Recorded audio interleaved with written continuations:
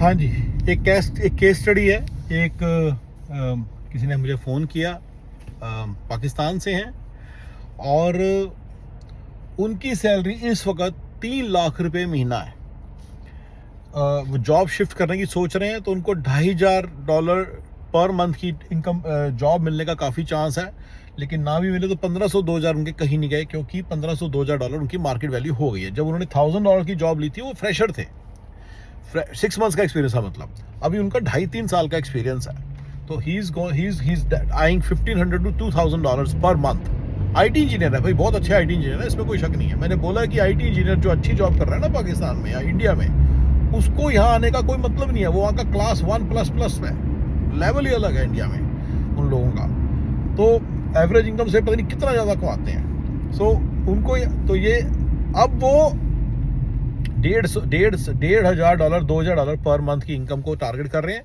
उनके मैनेजर की, उनका मैनेजर जो सिर्फ 10 साल का एक्सपीरियंस है, अंडर 10 ईयर्स एक्सपीरियंस है, यानी कि इनको 3 हो गए, उनको उसको 10 है, $5,000 इनकम है, 15 lakh rupees a month, 15 lakh रुपए महीना। अब ये बंदा मुझे पूछते हैं कि भाई मैं ऑस्ट्रेलिया जाने का मौका मिला है, चले जाऊं। भाई तुम्हारी इतनी बढ़िया लाइफ, इतना बढ़िया करियर लिखा हुआ है, 10-10 15-15 लाख रुपए महीने की इनकम लिखी हुई है, 25 लाख की तुम्हारे पास गाड़ी है, तुम्हारे पास घर है, सब कुछ है।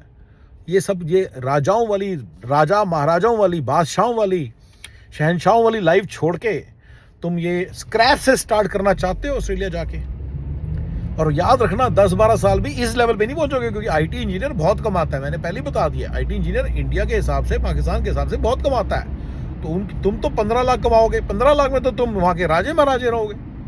यहाँ पे तुम्हें मिडिल माइनस तक पहुँचोगे इसी फॉर्मूले से कि कुछ और ज़्यादा सोचने की जरूरत नहीं है, चुपचाप बस काम करते रहे।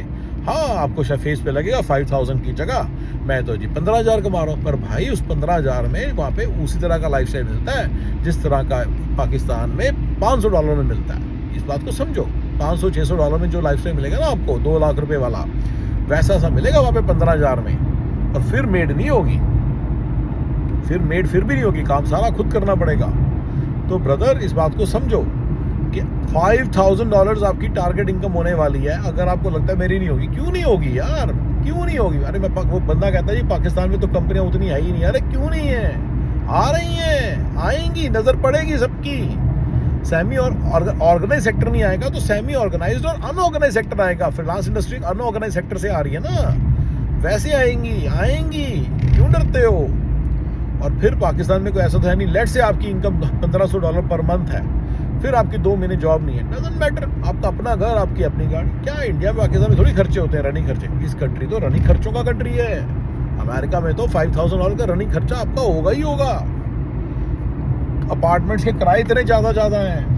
अगर आपका खुद का घर भी बन जाएगा तो उसका प्रॉपर्टी टैक्स, उसका HOA, उसके रनिंग एक्सपेंसेस, वो सारे के सारे मिला के अच्छे खासे पैसे बनते हैं, राइट? तो ये कंट्री तो रनिंग खर्चे और रनिंग इनकम वाला देश है अमेरिका। और इंडिया जो है, पाकिस्तान जो है, वहाँ पे आपके एसेट्स बनते हैं। और इंशाल्लाह अपने जो पैसे बना रहे हो उसको एसेट्स में लगाओ ना।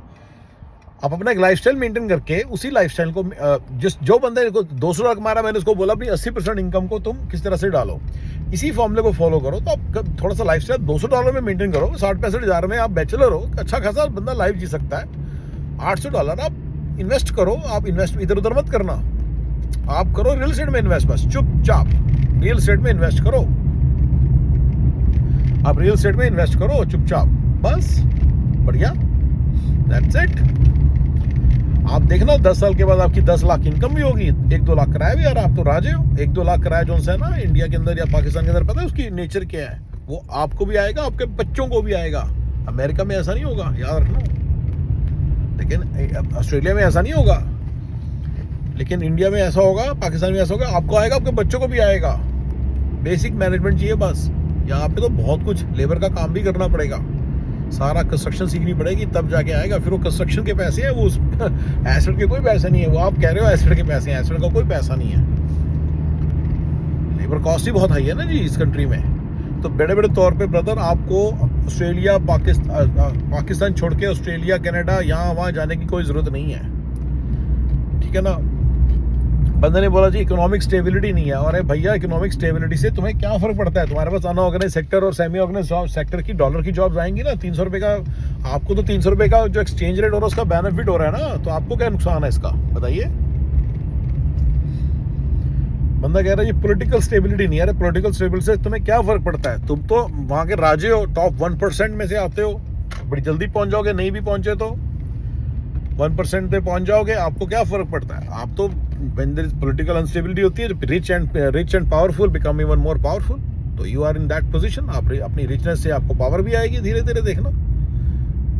और बताइए और क्या प्रॉब्लम है?